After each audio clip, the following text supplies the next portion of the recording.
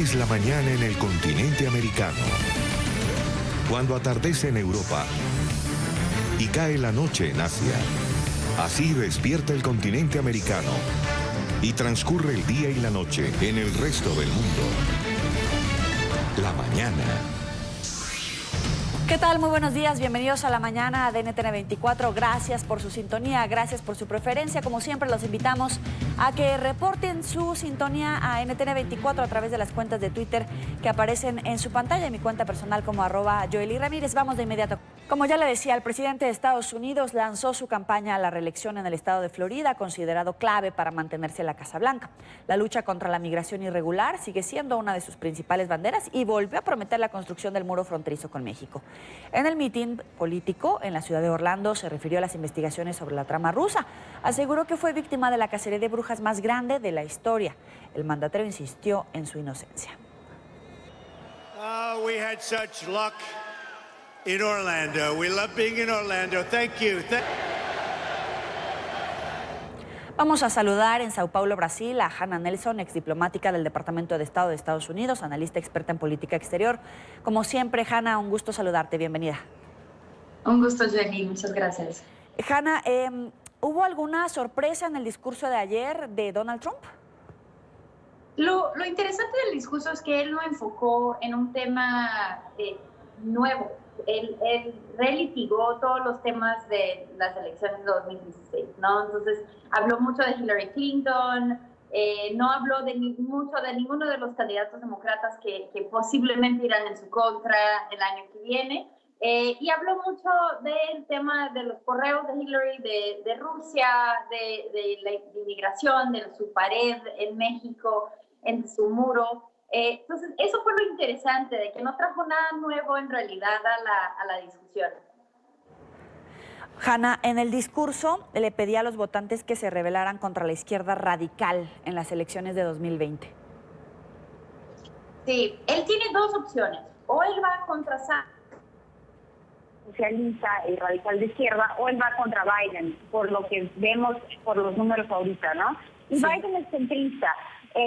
Son dos estrategias completamente diferentes. Si él es centrista, si va contra Biden centrista, Trump tiene que salir con una posición de yo soy de fuera del sistema, yo soy un emprendedor. Si él tiene que ir contra Sanders, su enfoque es antisocialista, anti-izquierda radical. Son dos mensajes completamente diferentes y es una de las razones por las cuales no salió con un mensaje nuevo, por así decir, porque aún no sabe con quién va a concurrir el año que viene.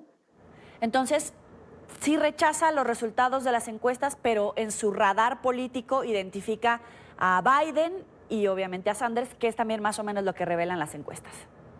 Es correcto. Bueno, por las encuestas demócratas, son esos dos que están arriba. Lo que él rechaza en términos de encuestas son las encuestas internas que salieron de su propia campaña, diciendo que él perdería en contra de Biden y perdería en contra de Sanders, ¿no? Él dice que esas encuestas no son reales, pero las encuestas solamente enfocadas en los demócratas, eso está claro que él lo está siguiendo muy, muy de cerca. Y sí tenemos a Biden primero y a Sanders como segundo posible candidato a los demócratas el año que viene.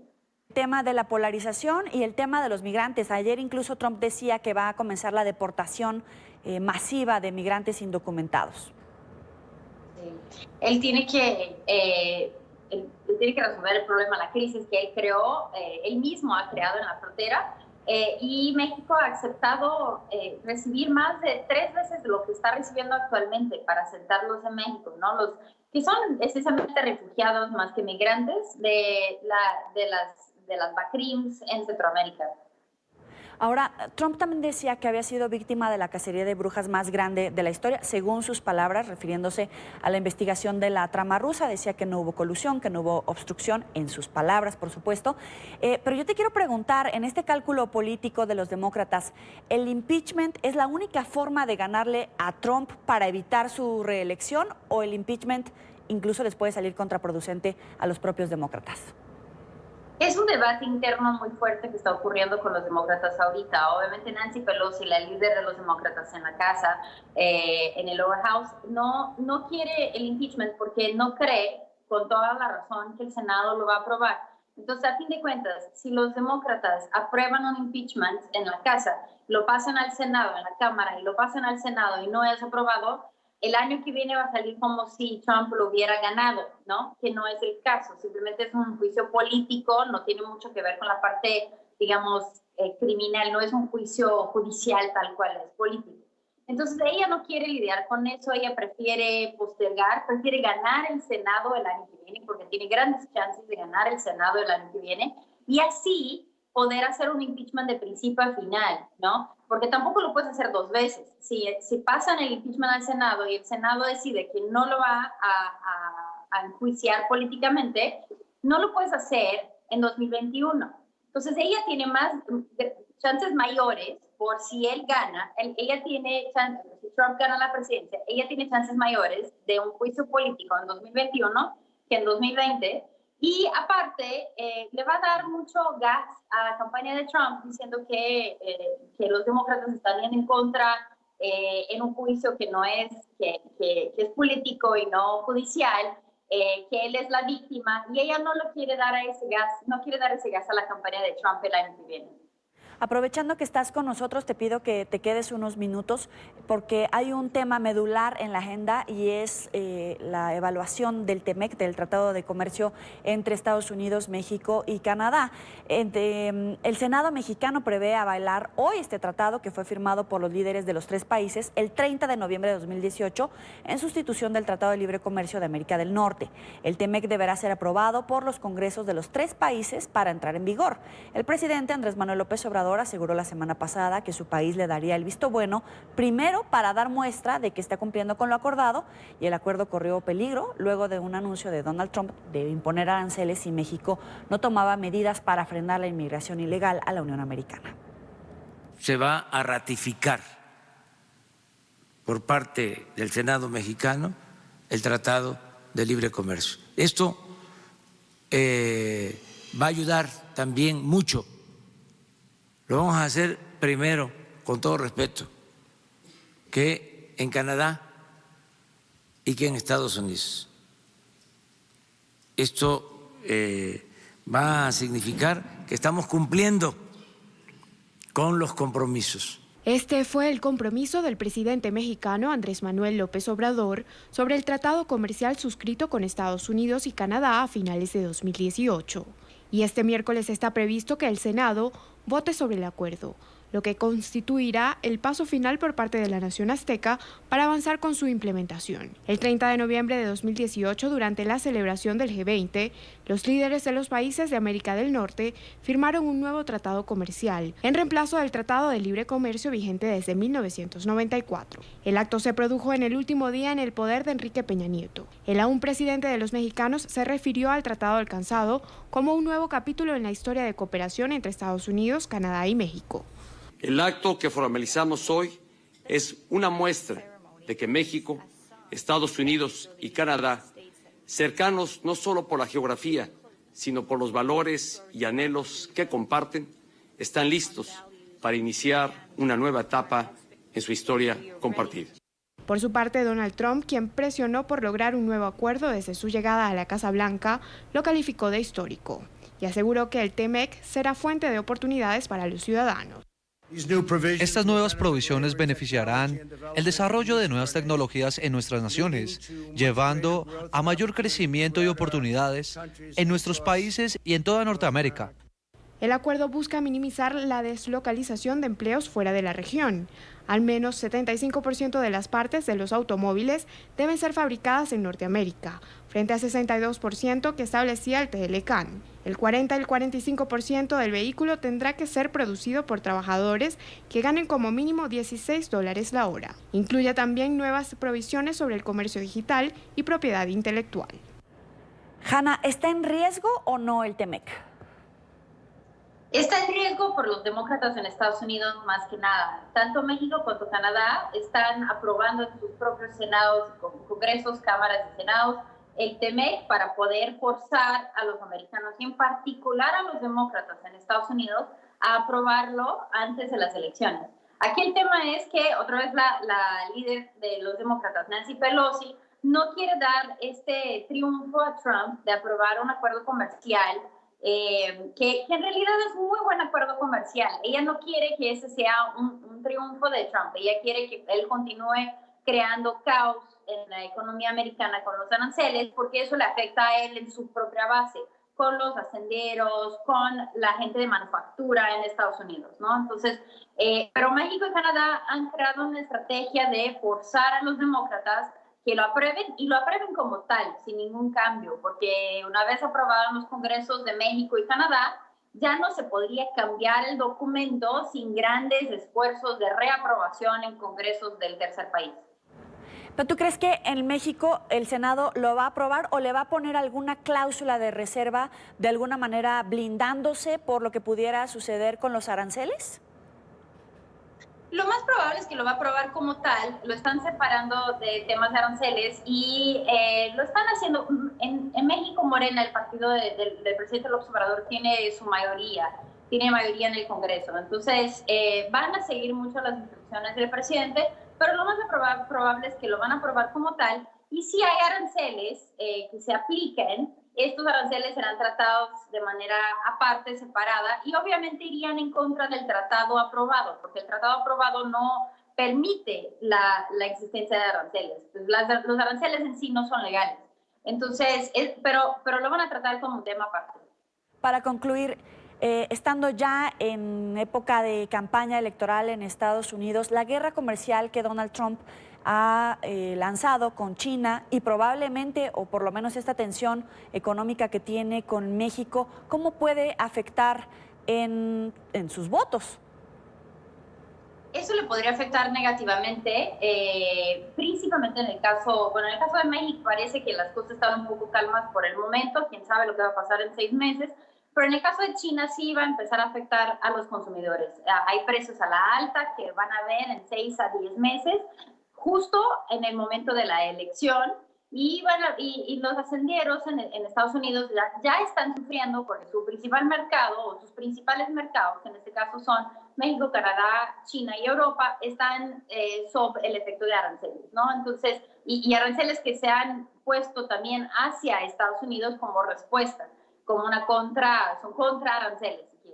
Entonces, todo eso ha afectado mucho a los hacenderos, que son la base de Trump, son los votantes en el medio del país.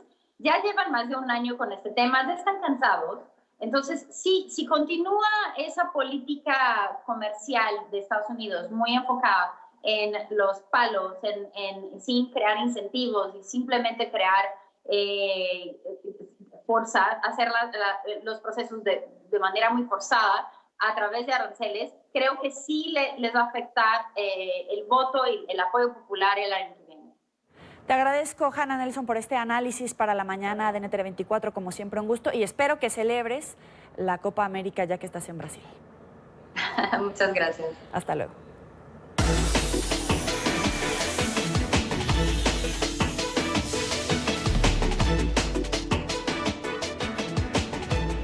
Los periodistas de NTN 24 en Miami, Nueva York y Washington tienen la agenda informativa de lo que es noticia a esta hora en la Unión Americana. El presidente de Estados Unidos, Donald Trump, anunció que Patrick Shanahan no seguirá al frente del Pentágono y en su reemplazo nombró a Mark Esper como secretario de Defensa.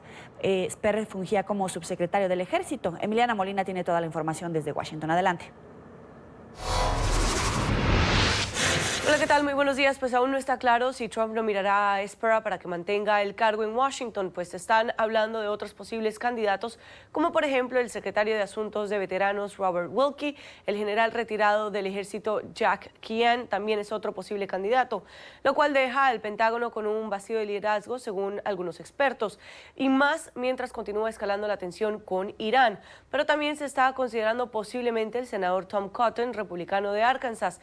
Sin embargo, no está claro si este dejará su puesto en el Senado para irse al Pentágono.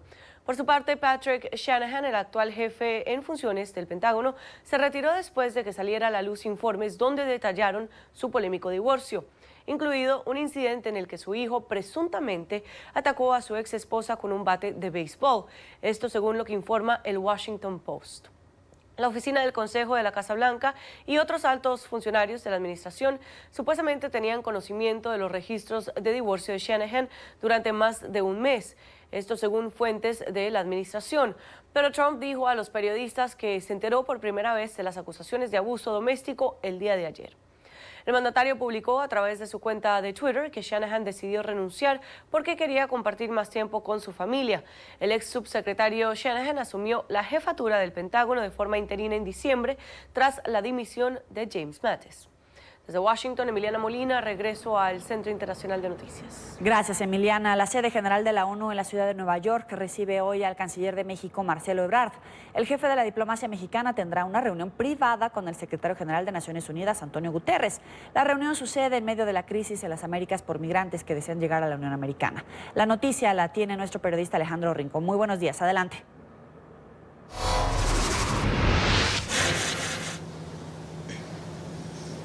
Hola, feliz miércoles para todos.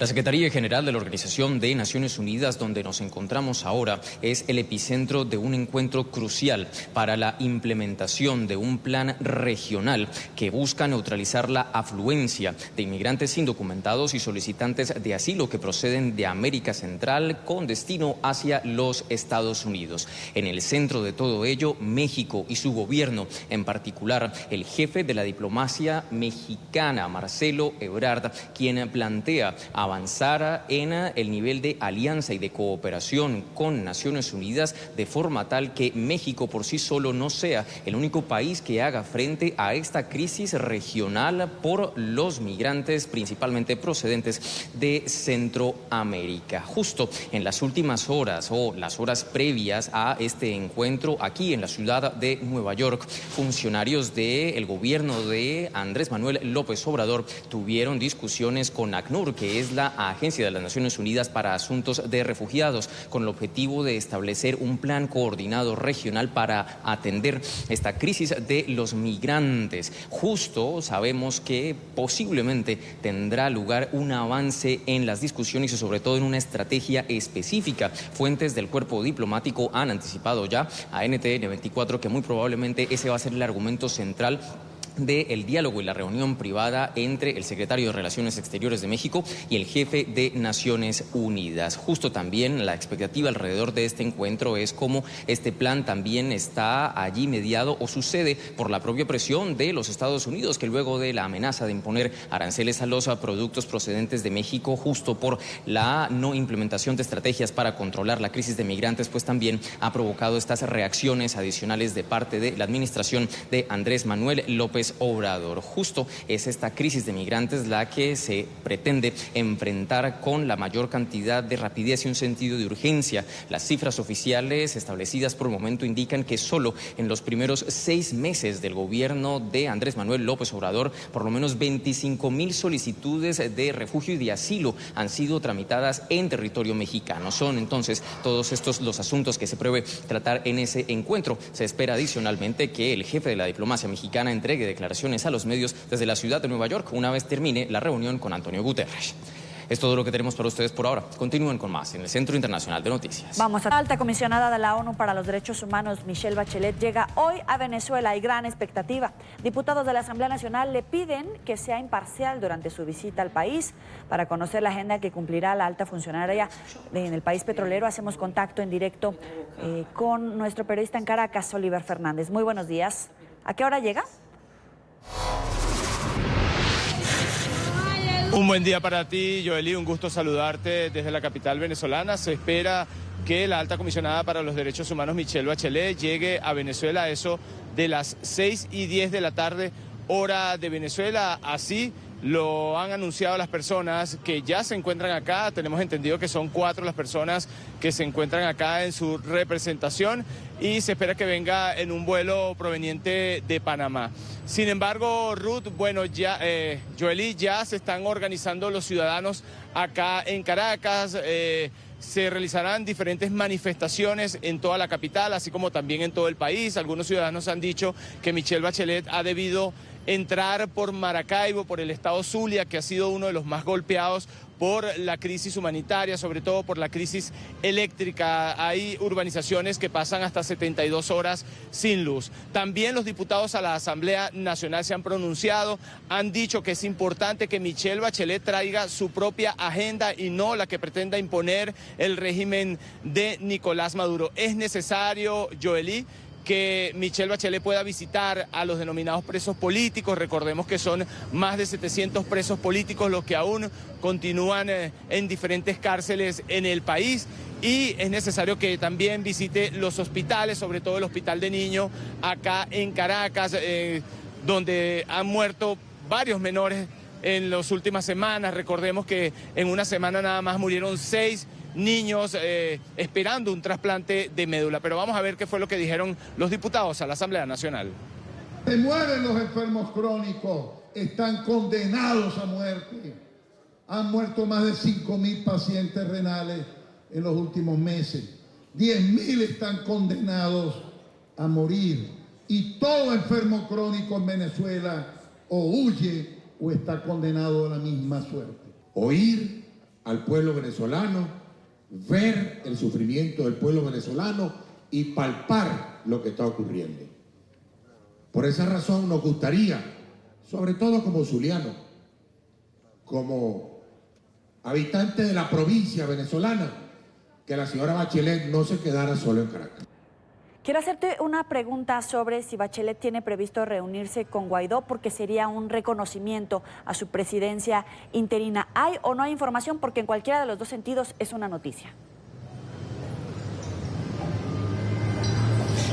Así es, Joely. Bueno, lo que se ha dicho es que desde hace varios días justamente el presidente interino de Venezuela está buscando esta reunión con la alta comisionada para los derechos humanos, Michelle Bachelet. Lo que sí está confirmado es que supuestamente se va a reunir con Nicolás Maduro en el Palacio de Miraflores. Eso es lo que se ha dicho hasta ahora. También las distintas organizaciones no gubernamentales han dicho que ya está prácticamente lista la reunión con los familiares de los denominados presos políticos y los familiares de las 160 personas que cayeron en medio de las protestas en el año 2017, así como también en el año 2014. Sin embargo, para hoy se espera un pronunciamiento del presidente interino de Venezuela, Juan Guaidó, a eso de las 12 del mediodía, hora de Venezuela, en la Universidad Metropolitana. Quizás allí nos darán mayores detalles de lo que será esta reunión que se pretende realizar con el presidente interino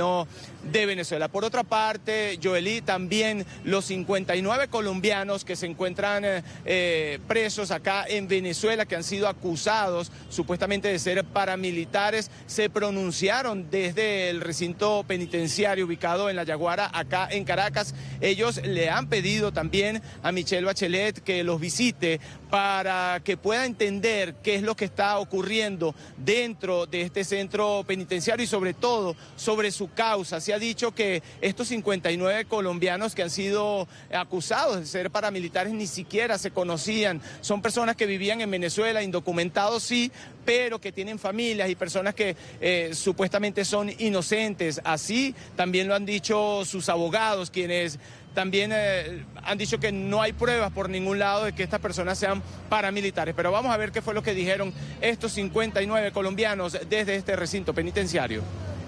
Haciendo este pequeño video queriendo se lo hace llegar a la doctora Michelle Bachelet, con el fin de que ya con su visita aquí a Venezuela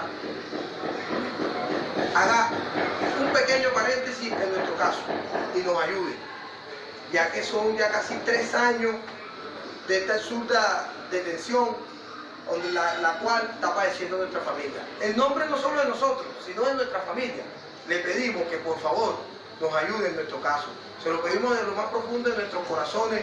Vuelvo y reitero, no solo por nosotros, sino por nuestra familia, los hijos, las esposas, las madres, los padres, los hermanos que están padeciendo igual que nosotros nuestro injusto encierro, ya que saben que somos inocentes.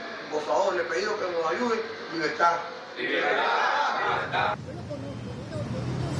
Ruth, mientras tanto, Joelín, nosotros vamos a estar cubriendo todas las protestas que se realizarán durante la mañana del día de hoy. En la tarde bajaremos también hasta el Aeropuerto Internacional de Maiquetía para esperar entonces a la alta comisionada para los derechos humanos, Michelle Bachelet. Es la información, Joelí, que manejamos desde la capital venezolana. Regresamos contigo a la mañana de NTN 24. Oliver, es un gusto como siempre saludarte. De ahora en adelante para ti seré Ruth Joelí. Yo sé que la extrañas. Te mando un beso.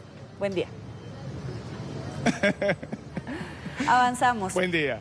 La Feria del Libro en Madrid se despidió este año de su edición número 78 con un récord en el aumento de 14% de las ventas de aproximadamente 550,000 ejemplares. Nuestro periodista en España, Marcelo Moncayo, participó de la muestra con su primer libro que enseña conceptos y herramientas básicas del mundo audiovisual.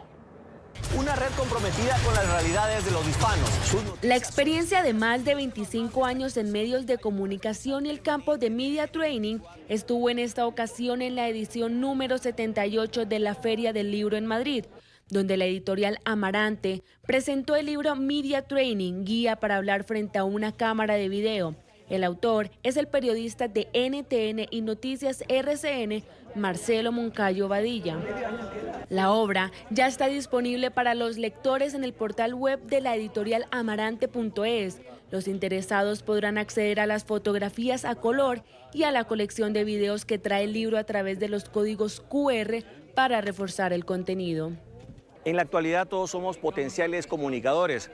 El hecho de tener un teléfono celular con una cámara incorporada nos da la posibilidad de comunicarnos de una forma más inmediata y con mayor difusión. Y por eso debemos conocer las normas del mundo audiovisual para que el mensaje que deseamos transmitir sea efectivo. Media Training, guía para hablar frente a una cámara de video, plasma en más de 200 páginas un modelo teórico práctico para quienes lo adquieran. Marcelo Moncayo compartió algunos momentos con varios de los asistentes a la feria, quienes se acercaron hasta la caseta de la librería Gastambide en el Parque del Retiro para adquirir el libro firmado por él mismo.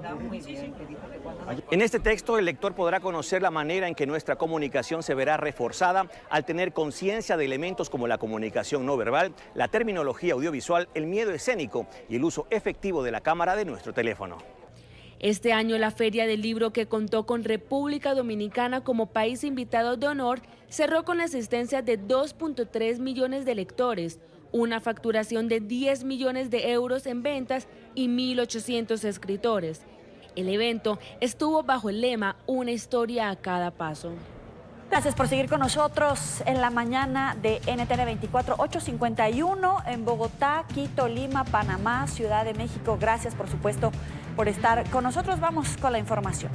Se venció el plazo. La opositora Alianza Cívica en Nicaragua denunció que el régimen de Daniel Ortega incumplió el acuerdo de liberar a todos los considerados presos políticos y manifestantes antes del 19 de junio, como se había acordado en medio de las negociaciones para poner fin a la crisis política. Los detractores del régimen aseguran que aún quedan 84 personas detenidas por participar en las manifestaciones antigubernamentales de 2018.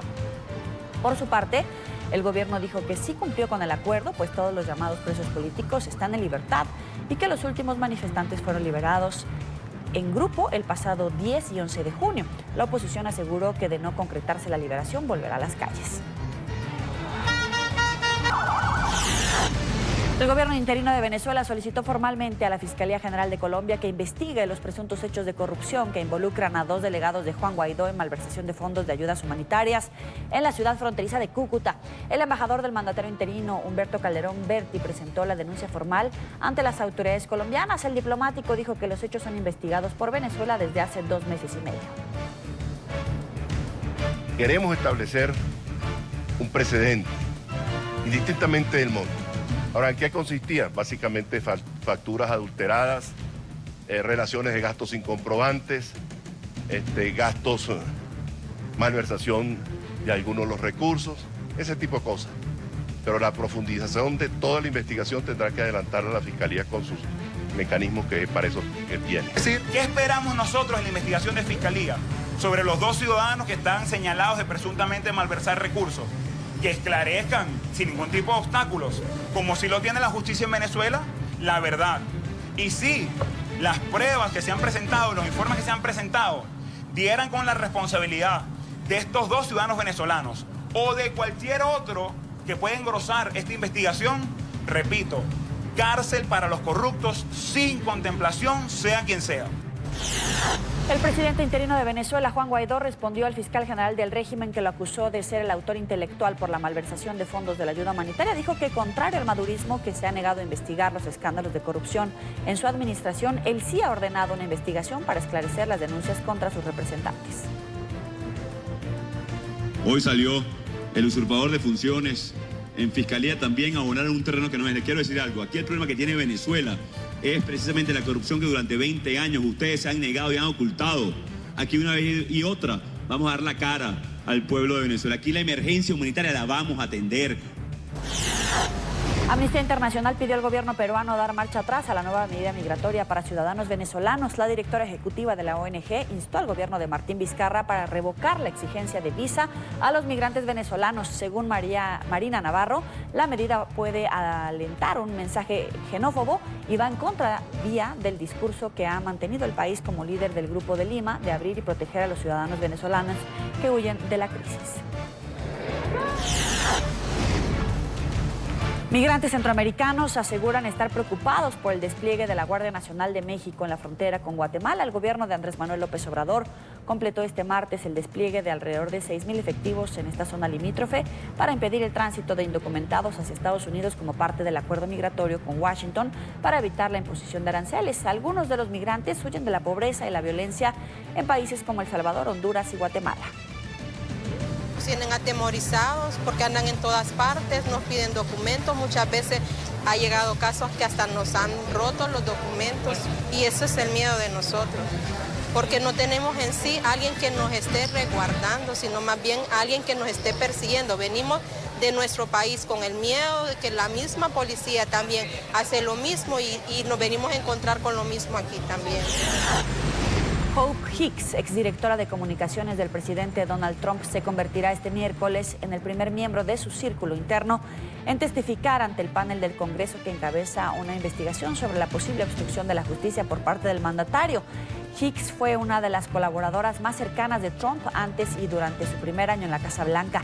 Los demócratas quieren que aclare una reunión en junio de 2016 en plena campaña presidencial entre un hijo del entonces candidato republicano con funcionarios rusos.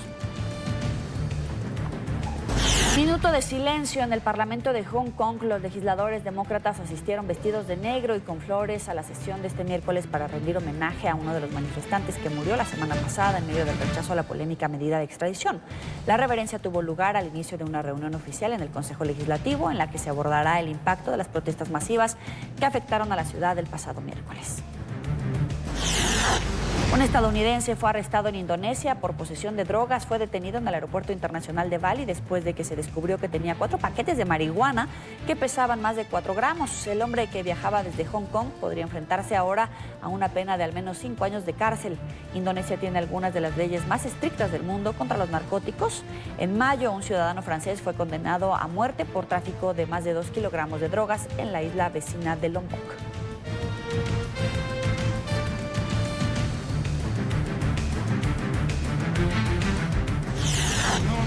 Y esta desoladora imagen le da la vuelta al mundo. Visiblemente débil y agotada, esta osa polar fue localizada en una ciudad en el norte de Rusia. La hembra se alejó al menos 1,000 kilómetros de su hábitat natural para buscar comida.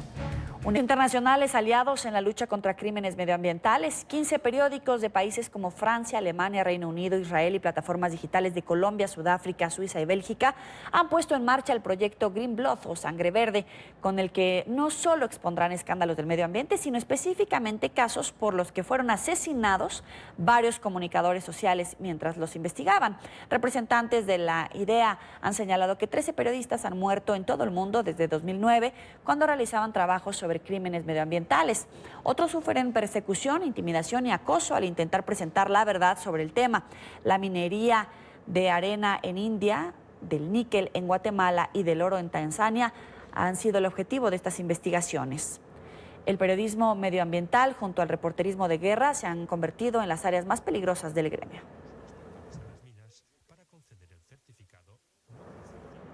Vamos a saludar en París, Francia, a Laurent Richard, editor y fundador de Forbidden Stories, quien lidera la campaña Green Blood. Gracias por estar con nosotros. Bienvenido.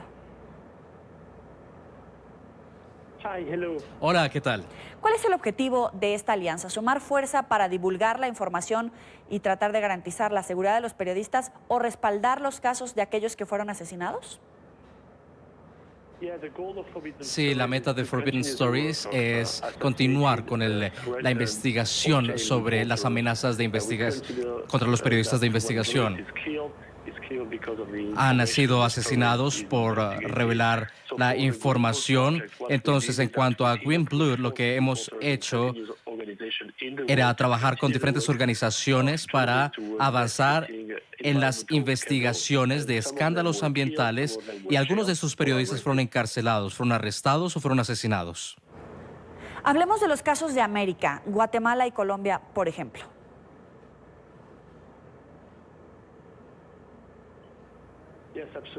Sí, absolutamente. En Guatemala, nosotros hicimos equipo con organizaciones de este país que estaban enfrentando amenazas mientras investigaban la contaminación de una compañía minera que operaba allí, una compañía que es de Suiza y de Rusia y que estaba extrayendo níquel. Y estaban muy preocupados porque vieron a pescadores que estaban muy molestos con los mineros debido a la polución del agua y de los lagos. Entonces trataron de investigar y saber más sobre el tipo de polución, pero finalmente ellos fueron frenados por las autoridades y algunos fueron enviados a juicio. ¿Y en el caso de Colombia?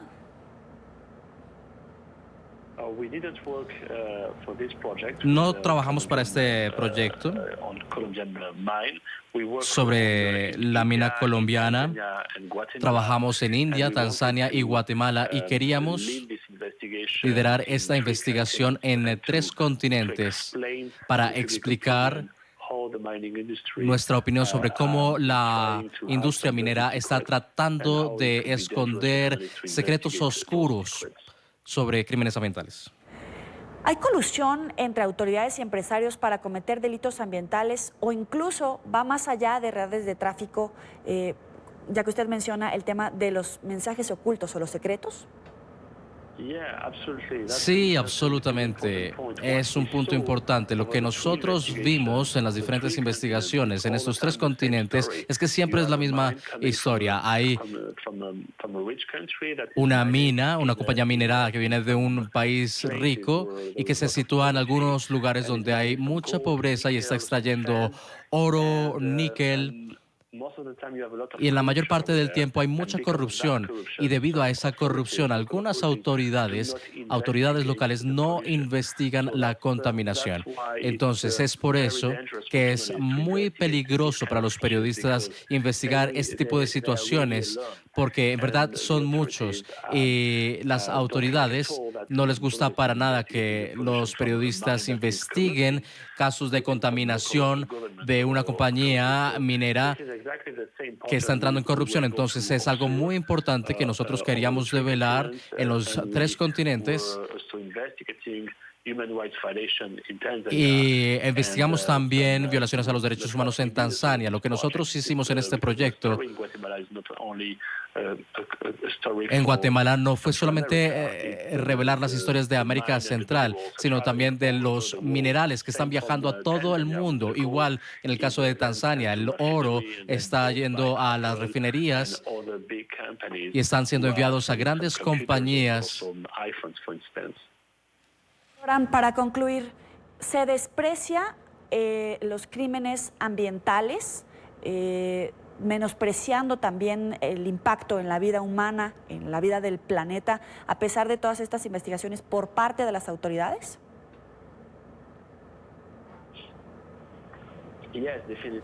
Sí, definitivamente, y ese es un gran problema porque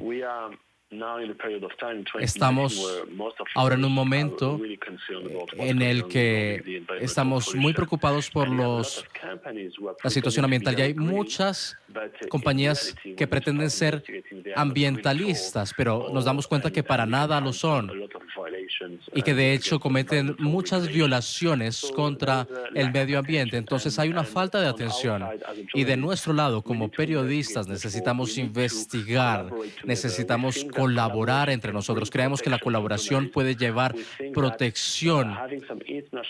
Creo que agregar un alcance internacional a este tipo de asuntos puede ayudar a la población local y llamar la atención del mundo. Entonces, es por eso que de nuestra parte llamamos al liderazgo político a asumir, a tomar decisiones frente a estos sectores, y las compañías mineras deben ser más transparentes y cumplir con las regulaciones. Es Laurent Richard, editor y fundador de Forbidden Stories. Gracias por estar con nosotros. Muchas gracias a ustedes. Avanzamos.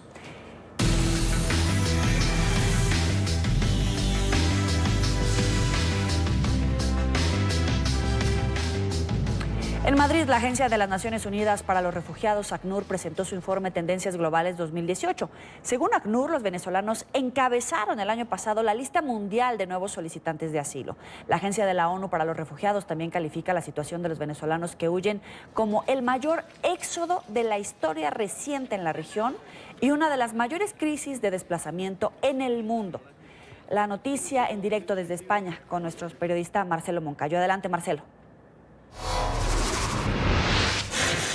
Hola, ¿qué tal? Un cordial saludo para todos ustedes en la mañana, amigos televidentes. En el marco del Día Internacional del Refugiado que se conmemora este 20 de junio, el Alto Comisionado de las Naciones Unidas para los Refugiados, ACNUR, presentó en Madrid su informe Tendencias Globales, que confirma que durante el año pasado, 2018, más de 70 millones de personas en el mundo tuvieron que huir de sus hogares por distintos tipos de persecuciones, ya sean políticas, ideológicas, culturales, también por su condición sexual. Según ACNUR, esta cifra podría ser conservadora, ya que no toma en cuenta toda la situación que se vive en Venezuela. Según ACNUR, ya serían más de 4 millones de ciudadanos venezolanos los que han tenido que salir de su país, convirtiéndose en una de las crisis migratorias más importantes en la actualidad. La situación de Venezuela es una de las más importantes y las que más desplazamiento de población está provocando. Entre 3 y 5.000 personas están cruzando la frontera cada día hacia países limítrofes. Hemos alcanzado los 4 millones, aunque el informe que sacamos y que da las tendencias hasta diciembre de 2018 no abarca toda la amplitud del fenómeno. Ahora mismo son 4 millones, pero los datos del informe recogen hasta 3.6, que era la cifra a diciembre de 2018. Amigos televidentes de la mañana, y otro de los datos que recoge este informe mundial de ACNUR denominado Tendencias Globales es que 1 de cada 2 refugiados durante el año 2018 era un niño o niña. Muchos de ellos se encontraban solos o abandonados. También que, por ejemplo, 4 de cada 5 refugiados han permanecido en situación de desplazamiento durante al menos 5 años y 1 de cada 5 ha estado en situación de desplazamiento durante 20 años. Este es el informe para la mañana. Sigan ustedes con más aquí en NTN 24. De NTN 24, a esta hora el canciller de México, Marcelo Ebrard, ya está en la sede de la ONU. En nuestros próximos espacios informativos le traeremos toda la noticia en desarrollo. A continuación, el programa Club de Prensa. Pásela bien.